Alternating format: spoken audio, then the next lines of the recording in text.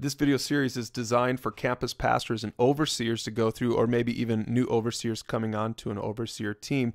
We just want to make sure everyone's on the same page and knows what an overseer does at Alpine Church. So what is the campus overseer team? It comes from the concept of an elder in the New Testament.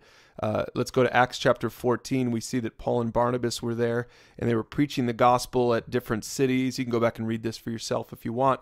But notice in verse 21, it says that when they had preached the gospel to one of the cities and made many disciples, they returned to another area where they'd already planted the church. It says they strengthened the souls of the disciples, encouraging them to continue in the faith. And then it says this, and when they had appointed elders for them in every church, with prayer and fasting, they committed them to the Lord in whom they had believed. And then they left. So the idea is that when Paul and Barnabas planted churches, that they put it in the hands of people locally at that specific area to make sure that there was a group of people that would care for the church. Later on in Acts chapter 20, when they were in Ephesus, they did the same thing. They had already set up these elders, and they called them together to come to. This is at the end of the book of Acts, and it says this, that Paul admonished them in verse 28, pay careful attention to yourselves and to all the flock in which the Holy Spirit has made you overseers to care for the church of God, which he obtained with his own blood. Now imagine this was an emotional experience for Paul, sort of coming to the end of his time there.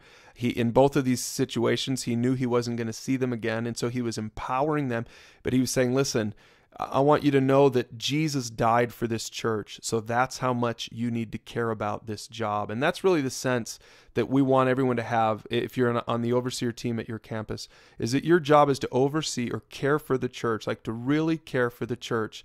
And now the team is led by the guy that already cares for the church, the campus pastor. This is already his main job. And really the overseer team supports the campus pastor in doing this. Now it's a responsibility. It's not a badge of honor. It's about servant leadership. Paul was a servant leader. He gave his life for this. And Jesus was a servant leader. He gave his life for this. And we're not saying that as an overseer you have to die for Alpine Church, but you should care about it. You should bleed for it. You should care about the people there. And that's really the heart and the goal behind this overseer team. And really, 1 Timothy tells us about the qualifications.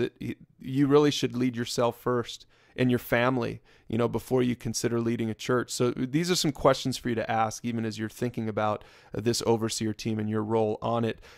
Paul says in Acts 20, remember, he said, pay careful attention to yourselves and to the flock. So he says, pay attention to yourself first and then to the flock. And he expands upon it in 1 Timothy 3. He says, the saying is trustworthy. If anyone aspires to the office of overseer, he desires a noble task. And then he starts listing out some of the qualifications. And think about this in your own life. I'll just highlight a few. He should be above reproach. He should be respectable. He should be able to manage his own household well. And he should be well thought of by outsiders, not someone that people on the outside think you're an overseer at your church. That shouldn't be the case. He should be well thought of by outsiders. All these things are important. Again, maybe you can go back and look at this on your own and pray about this and think about this for your own life. But for right now, let's just finish up by giving you a little overview. Campus overseers will help the campus pastor bear two primary burdens at the campus level. Number one, spiritual oversight of the campus. We'll talk in the next video about that. And then number two, financial oversight at the campus. And we'll talk in video 3 about that. But before you go on to those videos, why don't you hit pause right now, talk a little bit about this as a group with your campus pastor, and we'll see you in the next video.